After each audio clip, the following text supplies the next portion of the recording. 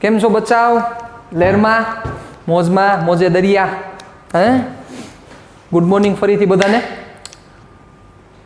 आपणो जे आखो विडियोजनी आखी आ सीरीज चाली रही है लॉकडाउनना समयमां, जो कि हवे तो लॉकडाउन निकળી ગયું છે અથવા લોકડાઉન 5 એવું છે, પણ તમારે બધાએ ઘરે બેઠા બેઠા જ સાવધાની રાખીને ટીચિંગ આખું કરવાનું છે અને આપણે અવિરતપણે જે આખું ચાલુ રાખેલું છે એને આમને આમ જ આપણે કન્ટિન્યુ રાખશું જ્યાં સુધી ઓપન ન થાય ત્યાં સુધી, કારણ કે તમારું ભવિષ્ય બગડવું ન જોઈએ, તમારો સમય બગડવો ન જોઈએ, એ અમારા હાથમાં છે.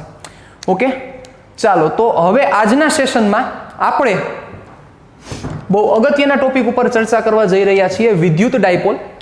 ટેક્સ્ટ બુકમાં જે પ્રમાણે હાલે છે એનાથી બે ટોપિક તમને સ્કીપ થયેલા એવું લાગશે, પણ એ સ્કીપ નથી કરેલા, મને ખ્યાલ જ છે. આપણે હજી એને આગળ ઉપર આવશે ત્યારે ડિસ્કશન કરીશું. પણ અત્યારે જે સમજવા જેવું છે એ છે આપણો ટોપિક છે વિદ્યુત ડાયપોલ, એટલે કે ઇલેક્ટ્રિક ડાયપોલ. તો હવે આ શબ્દનો મિનિંગ જો પકડીએ તો શું થાય? આ શબ્દને છૂટા પાડીએ તો ડાય એટલે બે, પોલ એટલે ધ્રુવ. ડાય એટલે બે, પોલ એટલે ધ્રુવ. તો ડાયપોલનો મતલબ થશે દ્વિધ્રુવી. એક ધ્રુવી નહીં, દ્વિધ્રુવી. રેડી? દ્વિધ્રુવી. તો વ્યાખ્યા શું છે ડાયપોલની? તો ડાયપોલની વ્યાખ્યા આવી છે, ધ્યાન રાખજો બરોબર, કારણ કે એની વ્યાખ્યા ઉપરથી પહેલા એ શું કહેવા માંગે છે સમજી લઈએ, પછી એનું ઇમ્પોર્ટન્સ શું છે, કઈ રીતે વર્કિંગ છે, બધી આપણે ચર્ચા કરીએ છીએ. ચાલો ધ્યાન રાખજો. સમાન મૂલ્યના અને વિરુદ્ધ પ્રકારના, સમાન મૂલ્યના અને વિરુદ્ધ પ્રકારના પરિમિત અંતરે રહેલા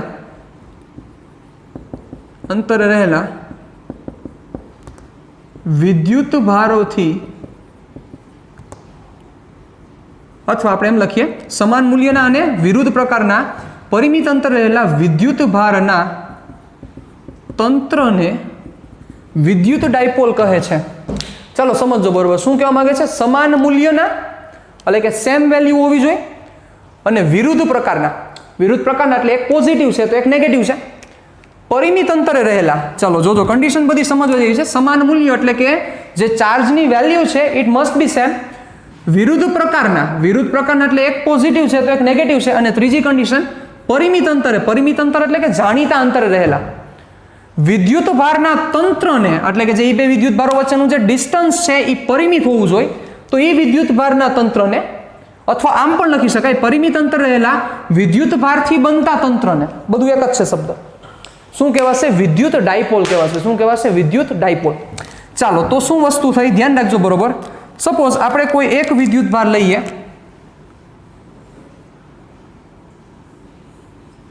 રેડી? ચાલો સમજજો બરોબર. આનો ચાર્જ માઇનસ ક્યુ કહી દઉં, આનો ચાર્જ પ્લસ ક્યુ કહી દઉં, કારણ કે વેલ્યુ સેમ લેવાની છે અને એકબીજાથી કેવા લેવાના છે તો કે આપણે ઓપોઝિટ કન્સિડર કરવાના છે. ઓકે, ચાલો હવે જે સેન્ટરનો પાર્ટ છે એને આપણે ડાયપોલનું, આ ડાયપોલ કહેવાની. ઓકે, એને સેન્ટરના પાર્ટને આપણે ડાયપોલનું મધ્ય બિંદુ કહેશું. શું કહેશું? ડાયપોલનું મધ્ય બિંદુ, આ સેન્ટરના પાર્ટને. ઓકે, ડાયપોલનું મધ્ય બિંદુ. ડન. ચાલો સપોઝ આ મધ્ય બિંદુથી કોઈ એક તરફનું જે અંતર છે એ જેટલું છે, તો ઓબ્વિયસ છે બચ્ચાઓ આ ડિસ્ટન્સ પણ કેટલું થશે? એ જેટલું થશે. સમજી શકો છો તમે? તો ટોટલ જે ડિસ્ટન્સ છે એ 2a જેટલું થશે. થાય કે ન થાય વિચારો. ઓકે, ચાલો તો આજે અરેન્જમેન્ટ બની એટલે કે સમાન મૂલ્ય, વિરુદ્ધ પ્રકાર, પરિમિત અંતર થી જે વિદ્યુત ભારનું તંત્ર બન્યું એને વિદ્યુત ડાયપોલ કહેવાય છે. સમજ્યા બરોબર? તો હવે આમાં આપણે શું સમજવાનું છે? તમને ઘણા બધા પ્રશ્નો થતા હશે, અને નહીં થતા હોય તો હું તમને સામા પ્રશ્ન પૂછીશ, કારણ કે આ બધું સમજવું જરૂરી છે. પણ એ પહેલા આપણે થોડાક એના જે ટર્મ્સ છે જે વ્યવસ્થિત રીતે આપણે સમજી લઈએ. ચાલો સમજો મારી વાત બરોબર. હવે આ ડાયપોલ છે તો એની એક અગત્યની રાશિ છે, એનું નામ છે ડાયપોલ મોમેન્ટ. તમે આ વસ્તુ કેમેસ્ટ્રીમાં સાંભળેલી હશે, દ્વિધ્રુવી ચાક માત્રા, ગુજરાતીમાં આવો આખો વર્ડ યુઝ થાય છે. પણ આપણે એને શું લખશું? આપણે ઇંગ્લિશમાં એને યુઝ કરવાનું થશે ડાયપોલ મોમેન્ટ. તો હવે ડાયપોલ મોમેન્ટ કઈ રીતે વ્યાખ્યાયિત થાય છે, કઈ રીતે આખી એનું વર્કિંગ છે, એના વિશે આપણે થોડીક નાનકડી ચર્ચા કરી લઈએ. ચાલો, તો ડાયપોલ મોમેન્ટ આપણને શું સમજાવવા માંગે છે એ પણ આપણે પછી ડિસ્કશન કરીએ. રેડી? તો જે અગત્યની રાશિ છે એ રાશિનું આપણે નામ દીધું છે ડાયપોલ મોમેન્ટ. નવી રાશિ તમારા માટે એન્ટર થઈ છે, ડાયપોલ મોમેન્ટ.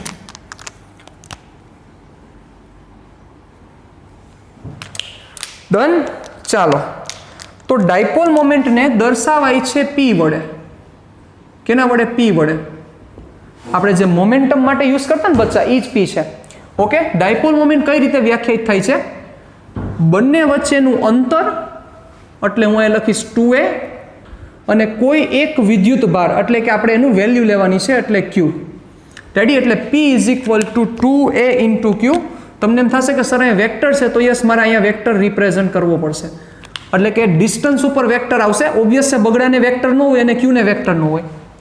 તો ડાયપોલ મોમેન્ટનું સૂત્ર શું થયું તમારા માટે? યસ, તમારા માટે ડાયપોલ મોમેન્ટનું સૂત્ર થયું p is equal two 2aq. શું થયું ડાયપોલ મોમેન્ટનું સૂત્ર? p is equal two 2aq. ખૂબ જ અગત્યનું સૂત્ર. તો હવે ત્યાંથી આપણે આગળ વધીએ તો પ્રશ્ન હવે આવો થવો જોઈએ કે સર આ p છે એ કેવી રાશિ દેખાય છે? સદિશ રાશિ દેખાય છે. તો એની દિશા શું છે? સદિશ હોય તો દિશા હોય, તો દિશા શું છે? વેલ્યુ તો સમજાઈ ગઈ કે સર 2aq વેલ્યુ થશે, પણ એની દિશા કઈ છે? દિશા સમજવી બહુ જરૂરી છે. તો એની દિશા કઈ લેવામાં આવે છે? તો એની દિશા રૈવાજિક રીતે ઋણ વિદ્યુત ભારથી ધન વિદ્યુત ભાર તરફ લેવામાં આવે છે. એટલે એને કે p ની દિશા નેગેટિવ થી પોઝિટિવ લેવામાં આવે છે. આ p ની દિશા છે સાહેબ. Direction of the dipole moment. Dipole મોમેન્ટની જે ડિરેક્શન છે એ નેગેટિવ થી પોઝિટિવ સાઈડ લેવામાં આવે છે સાહેબ. Got it? ડન. તો એ વસ્તુ આપણે એક નોંધ કરી દઈએ કે p ની દિશા રૈવાજિક રીતે ઋણ વિદ્યુત ભારથી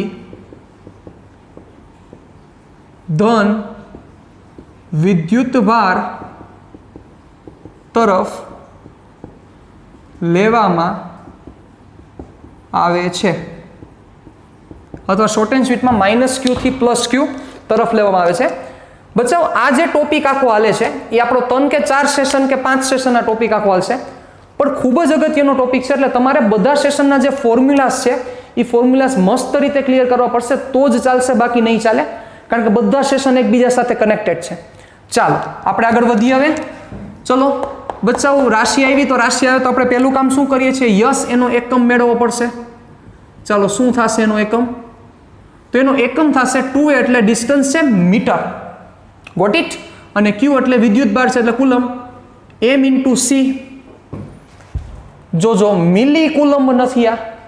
ઓકે, ઘણીવાર આ જ વસ્તુને આમ પણ રિપ્રેઝન્ટ કરવામાં આવે છે, કે જે વધારે પડતું આપણે એ પણ યુઝ કરશું. c into m. સેન્ટીમીટર નથી હો, જોજો પાછા. c ઇન્ટુ m નો મિનિંગ શું થશે? Coulomb into metre. પ્રોબ્લેમ? વાંધાવચકા? ડન. ચાલો, કુલમ ઇન્ટુ મીટર. હજી એક એકમ છે, એનો ડી બાય એકમ છે. ડી બાય, કારણ કે તમે જે કેમેસ્ટ્રીમાં ભણ્યા એ ડી બાય એકમ દેખાડે છે. તો તમારો આજનો પહેલો પ્રશ્ન એ છે, જે હું તમને લખી દઉં છું, કે 1 ડી બાય બરાબર ખાલી જગ્યા કુલમ ઇન્ટુ મીટર. આ તમારે મને ગોતીને દેવાનું છે સાહેબ. કમેન્ટ બોક્સમાં મારા આન્સર જોશે. રેડી? સર્ચ કરશો એટલે તમને મળી જશે 1 D by is equal to ખાલી જગ્યા coulomb into meter. Done. Ready? ચાલો અહીં આવી જાઓ પાછા. સાથે સાથે આનું એમએલટી પણ ગોતી લઈએ સાહેબ, કારણ કે એમએલટી પણ આનું એટલું જ ઇમ્પોર્ટન્ટ છે. તો એમએલટી ફોર્મ આનું શું થશે? ધ્યાન રાખજો બરોબર. P ઇઝ ઇક્વલ ટુ, ચાલો, કુલમ્બનું એમએલટી શું થાય? યાદ છે? કુલમ્બ એટલે શું થાય? કુલમ્બ એટલે થાય એમ્પિયર ઇન્ટુ સેકન્ડ. કુલમ્બ એટલે શું થશે? Ampere into second. ઓકે, તો અહીંયા શું આવશે? એમ્પિયર ઇન્ટુ સેકન્ડ ને સાથે મીટર, એટલે m0, કારણ કે દળની એકેય ઘાત નથી, લંબાઈની એક ઘાત છે, સમયની એક ઘાત છે, અને પ્રવાહની એક ઘાત છે. તો આ તમારો ખૂબ જ અગત્યનો એમએલટી ફોર્મ થશે. એમએલટી પણ યાદ રાખવાના છે, કારણ કે એમએલટી પણ ગુજકેટમાં ને એવી બધી એક્ઝામ્સમાં પૂછાઈ ગયેલા છે. ગુજકેટમાં પણ નહીં, નીટમાં પણ આ એમએલટી પૂછાયેલા છે. બરોબર? હું એમ નથી કહેતો કે આ પૂછાય છે, પણ એમએલટી યાદ રાખવા જરૂરી છે, એના એકમો યાદ રાખવા જરૂરી છે. ક્લિયર અહીં સુધી બચાવ? ડન? વાંધા વચકા એક જાતના પ્રોબ્લેમ છે નહીં. હાલો વધી આગળ. હવે કોઈ તમને એક પ્રશ્ન પૂછે કે ડાયપોલના મધ્ય બિંદુએ વિદ્યુત ક્ષેત્ર કેટલું? આપણને કોઈ આવો પ્રશ્ન પૂછે કે ડાયપોલના મધ્ય બિંદુએ વિદ્યુત ક્ષેત્ર કેટલું, અને સાથે એવો પ્રશ્ન પૂછે કેટલું અને એની દિશા કઈ છે. તો એક પ્રશ્ન તમને અહીંયા હું લખી દઉં છું, તમે વિચારો ત્યાં સુધી કે ડાયપોલના મધ્ય બિંદુએ ક્ષેત્ર કેટલું થશે. પછી હજી આપણે આની ઇમ્પોર્ટન્સ શું છે, કઈ રીતના વર્કિંગ છે, શું છે, XYZ એ બધી ચર્ચા કરવાના જ છીએ આપણે, હજી બાકી જ છે આપણી ચર્ચા. પણ પ્રશ્ન એ છે કે ડાયપોલના સેન્ટર પોઈન્ટ ઉપર વિદ્યુત ક્ષેત્ર કેટલું થશે. વિચારો. ચાલો એ પ્રશ્ન અહીંયા હું લખું છું, એટલે કે હેડિંગ મારું છું, ત્યાં તમે વિચારી લો. ડાયપોલના, કારણ કે આ ખૂબ જ અગત્યનો પ્રશ્ન છે, MCQ માં પણ પૂછાયેલો છે. ડાયપોલના મધ્ય બિંદુ પર વિદ્યુત ક્ષેત્ર. ચાલો આ પ્રશ્ન તમારી સામે મેં રજૂ કરેલો છે, ડાયપોલના મધ્ય બિંદુ પર વિદ્યુત ક્ષેત્ર. ઓકે, તો યસ, જો તમે આવું બોલ્યા છો કે સેન્ટર ઉપર વિદ્યુત ક્ષેત્ર 0 થશે તો તમે હડાહડ ખોટા છો. ચોકી ગયા ને? કેટલા કેમ કે છે સર હવે એ તો 0 થાય ને, હવે કાં 0 થાય? યસ, કેટલા કેમ કે છે કે સર પ્લસને લીધે જેટલું ફિલ્ડ છે એટલું જ નેગેટિવને લીધે ફિલ્ડ થશે. પ્લસ પ્લસ કરશે, માઇનસ માઇનસ કરશે, એટલે નેટ આન્સર 0 થાય. ન્યા જ લોચા મારો છો તમે. મેં તમને એવું શીખવાડ્યું છે તમારે માઇનસ, કે મેં તમને કીધું છે માઇનસ ક્યારે આવશે? તો માઇનસ ત્યારે જ આવે, ક્યારે આવે? ત્યારે જ આવે જ્યારે કોઈ એક વેક્ટરથી ઓપોઝિટ ડાયરેક્શનમાં વેક્ટર જાય ત્યારે. અને બચાવ આ બધી રાશિ એટલે કે વિદ્યુત બળ કયો, વિદ્યુત ક્ષેત્ર કયો, મોમેન્ટ કયો, આ બધી રાશિ છે એ સદિશ રાશિ છે. સમજ્યા? તો આ સદિશ રાશિ છે, એના કારણોસર તમારે અહીંયા માઇનસ આને ધ્યાનમાં નથી લેવાનું, પણ અહીંયા જે તમને વિદ્યુત ક્ષેત્રના વેક્ટર મળશે કોના લીધે? પ્લસ ક્યુ અને માઇનસ ક્યુના લીધે અહીંયા જે વિદ્યુત ક્ષેત્રના વેક્ટર મળશે, એ વેક્ટર જો એકબીજાથી ઓપોઝિટ જાય તો તમારે માઇનસ લેવાના થાય. એટલે પહેલા એ મગજમાં ક્લિયર કરજો કે સેન્ટરના પાર્ટે વિદ્યુત ક્ષેત્ર 0 નહીં થાય. કેટલું થશે? પ્રશ્ન છે ને? ચાલો ગોતીએ ભેગા મળીને. ચાલો તો સેન્ટરના પાર્ટે વિદ્યુત ક્ષેત્ર કેટલું થશે એ વસ્તુનો અહીંયા લઈ લો, એટલે આ બધું ખીચડો ન થાય. જોજો બરોબર. આ માઇનસ ક્યુ,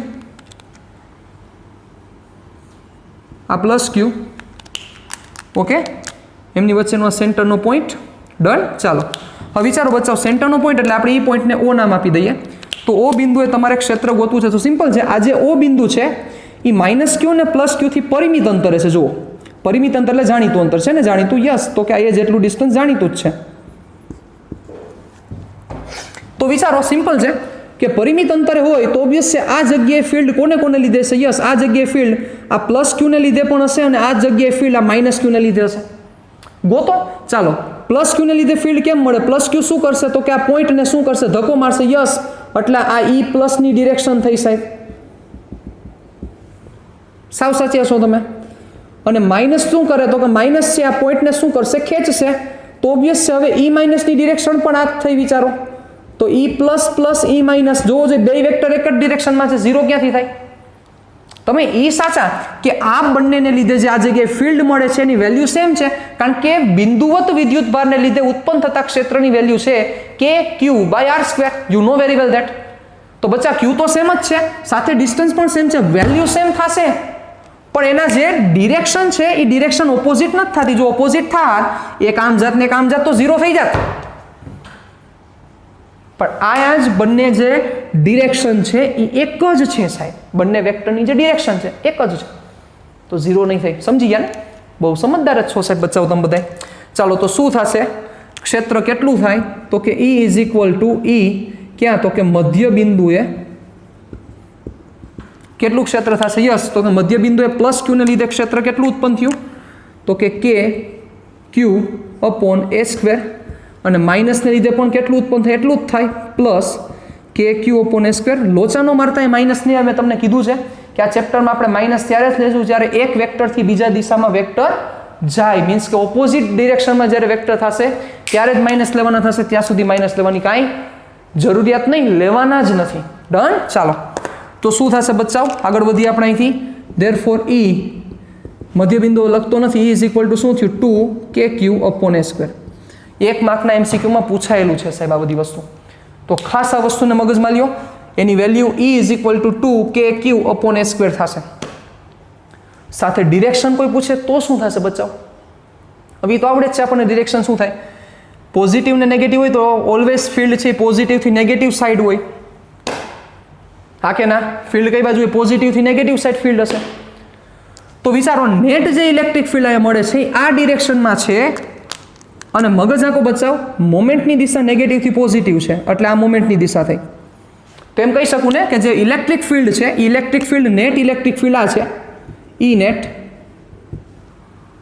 અને મોમેન્ટની દિશા છે આ બાજુ છે, તો ઓબ્વિયસ એવું કહી શકાય જે ઈ નેટ છે એ પી ની દિશાથી ઓપોઝિટ દિશામાં છે. સિમ્પલ છે.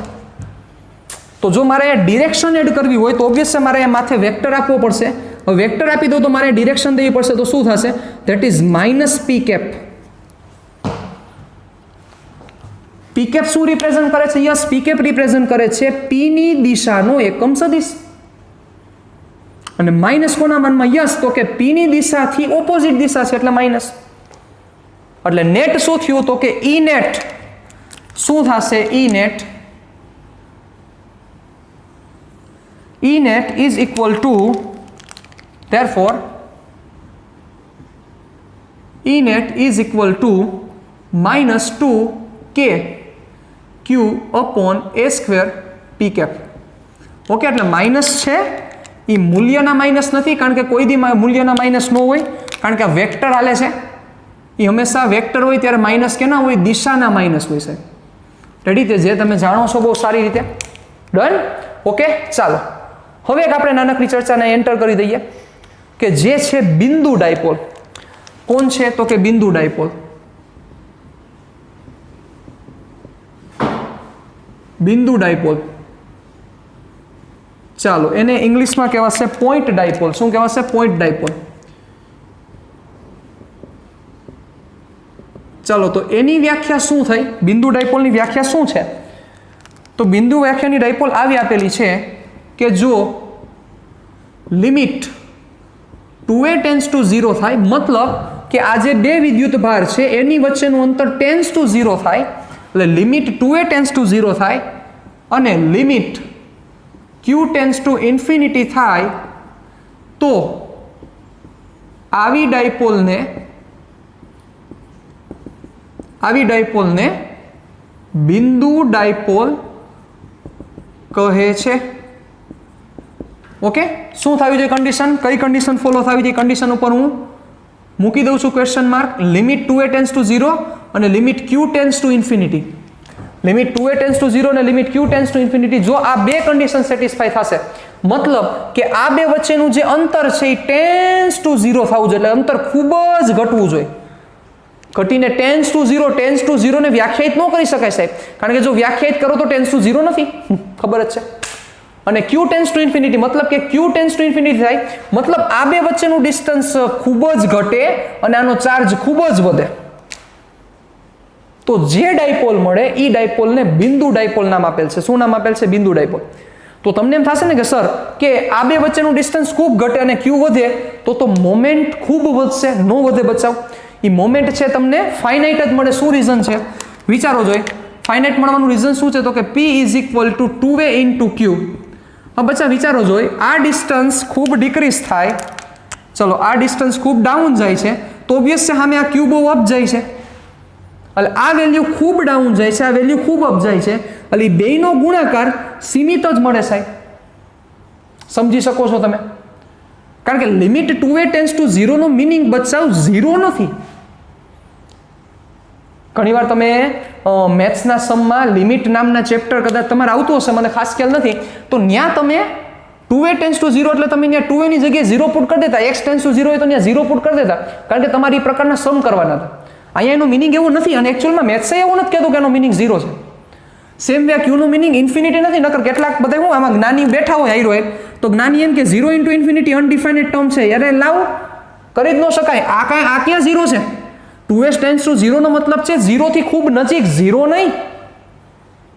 સમજાય છે? એ જ રીતના q ટેન્ડ્સ ટુ ઇન્ફિનિટી નો મિનિંગ ઇન્ફિનિટી નથી, ઇન્ફિનિટી થી ખૂબ નજીક છે સાહેબ. પણ મુદ્દો એ છે કે ઇન્ફિનિટી ક્યાં છે નથી ખબર. એટલે એના તમે જેટલા નજીક જાઓ તો તમે ઇન્ફિનિટી તો દૂર જ છો. પ્લીઝ. એટલે 0 ઇન્ટુ ઇન્ફિનિટી નહીં થાય. એટલે તમે આવું વિચારી શકો કે આ વેલ્યુ છે એ 0.0000000 લખી ન શકાય સાહેબ. અને સામે ઓલી વેલ્યુ ખૂબ મોટી છે, આ વેલ્યુ ખૂબ નાની છે, આ વેલ્યુ ખૂબ મોટી છે. એટલે જે ગુણાકાર આવશે એ ગુણાકાર તો આફ્ટર ઓલ કેવો આવશે તો કે પરિમિત માપ જ આવશે. એટલે કે પરિમિત જ એનો ગુણાકાર આવશે સાહેબ. મતલબ સીમિત વેલ્યુ આવશે. બીજા શબ્દોમાં આને લખવું હોય તો એ કેવી કિંમત આવશે? સીમિત કિંમત આવશે. સીમિત એટલે કે જાણીતી કિંમત આવે. તો આવી ડાયપોલનું નામ શું દેવામાં આવ્યું? બિંદુ ડાયપોલ નામ દેવામાં આવ્યું. તો તમને એવો પ્રશ્ન થશે કે સર જો નથી થતો તો એક પ્રશ્ન સામે રજૂ કરું ને એ જ પ્રશ્ન તમારા માટે મૂકું છું નેક્સ્ટ સેશનમાં મળવા માટે કે સર આ માઇનસ ક્યુ ને પ્લસ ક્યુ આ રીતનું રિપ્રેઝન્ટ કરવાની જરૂરિયાત શું કામ પડી? ડાયપોલનું રિપ્રેઝન્ટ દેવાની જરૂરિયાત શું કામ છે? What's the reason behind that we are discussing about the opposite charge having same magnitude. એટલે કે સેમ ચાર્જ ધરાવતા હોય, એટલે કે વેલ્યુ સેમ ધરાવતા હોય અને પ્રકાર જુદા હોય એવા ડાયપોલ વિશે, એટલે કે આવી અરેન્જમેન્ટ વિશે આપણે શું કામ ચર્ચા કરી રહ્યા છીએ? એનું શું કારણ છે? માર્ક્સ મેળવવાટું? અરે એવું નહીં, પણ જે તે સમયે આવું સાયન્ટિસ્ટોએ શું કામ વિચાર્યું છે? આની પાછળનું શું રીઝન છે? કઈ જગ્યાએ વસ્તુ જોવા મળે છે? બાકી તમને ખબર છે કે અહીંયા ખાલી નેગેટિવ પડ્યો, અહીંયા ખાલી પોઝિટિવ પડ્યો, તો ઓબ્વિયસ છે નેગેટિવ પોઝિટિવ ખૂબ નજીક આવી જવાના છે અને ઓબ્વિયસ છે બંને ન્યુટ્રલ થવાની ટ્રાય કરે ને સાહેબ. તેમ છતાં આપણે આ ચર્ચા કરી રહ્યા છીએ તો એની પાછળનું કંઈક રીઝન હશે ને. એવું તો નથી ખાલી આ વસ્તુ ભણી લીધી, યાદ રાખી લીધું, ગોખી લીધું, માર્ક્સ આવી ગયા એટલે ફિઝિક્સ આવડી ગયું. ન આવડે સાહેબ, ફિઝિક્સ આઈ ન આવડે. એ સમજવું જરૂરી છે કે આની પાછળનું રીઝન શું છે. શું કામ આવી ચર્ચા કરો છો તમે સાહેબ? શું કામ તમારે શું લેવાની જરૂર છે? ખાલી એકલો પ્લસ ક્યુ ને એકલો માઇનસ ક્યુ તો ભણી ગયા આપણે. તો હવે આવું તો અત્યારે તમે કહેશો તો અત્યારે તમે આ 2 નું લીધું, પછી તમે 3 નું કરો, પછી 4 નું કરો, તો પતે જ નહીં કોઈ દી થિયરી, ચેપ્ટર જ પૂરા ન થાય. તેમ છતાં આપણે આ 2 ની અહીંયા ચર્ચા કરી રહ્યા છીએ એનો મિનિંગ એની પાછળનું કંઈક રીઝન છે, એ ક્યાંક જોવા મળે છે, એનો ક્યાંક બિહેવિયર આવો છે સાહેબ. એટલે નેક્સ્ટ સેશનમાં જ્યારે મળશું ત્યારે આપણે પ્યોર આના ઇમ્પોર્ટન્સ ઉપર ચર્ચા કરવાની છે અને આના જે અગત્યના જે પૂછાય એવા જે આપણા ક્વેશ્ચન્સ છે, એટલે કે એની જે થિયરી છે, અગત્યની થિયરી, એના વિશે આપણે ચર્ચા કરવાની છે. તો તમે તમારી બુકમાં આ જે ડાયપોલનો જે આખો કોન્સેપ્ટ છે એ તમે તમારી બુકમાં જોઈ શકો છો. સાથે સાથે તમે ગૂગલ ઉપર સર્ચ કરી શકો છો કે what is the importance of the moment, what is the importance of the dipole moment, which defines it. Any reason શું છે, શું કામ આ ડિફાઇન કરવાની જરૂર પડી? રેડી? તો આ વસ્તુને આપણે ખાસ નેક્સ્ટ ટાઈમ જ્યારે મળશું ત્યારે ધ્યાન રાખશું. પણ નેક્સ્ટ લેક્ચરમાં જ્યારે તમે બેસો ત્યારે ખાસ એટલી રિક્વેસ્ટ છે, તમને બધી વસ્તુ ખબર હોવી જોઈએ. આ પ્રશ્ન તો મેં હજી તમને પૂછ્યો જ છે.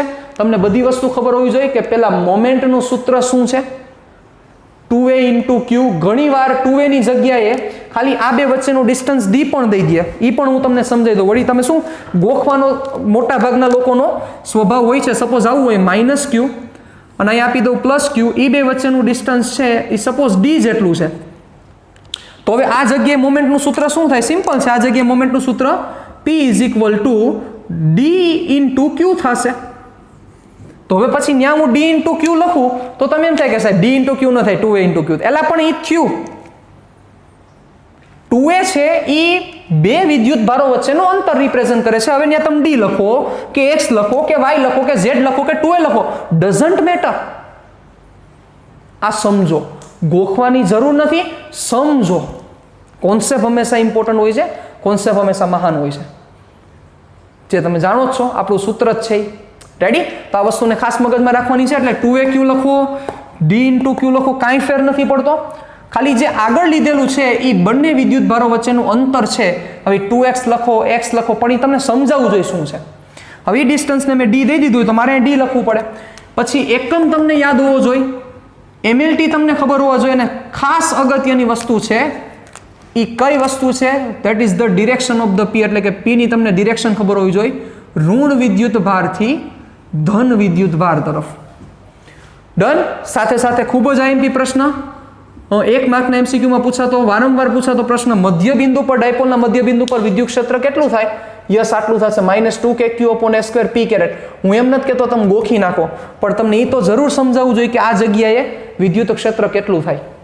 ઓકે, તો નેક્સ્ટ સેશનમાં આપણે જ્યારે મળીશું ત્યારે ખૂબ જ સરસ એવા એક ટોપિકની ઇમ્પોર્ટન્સ ઓફ ધ ડાયપોલ ઉપર જાશું અને પછી આપણે આગળ વધશું. Okay, thank you.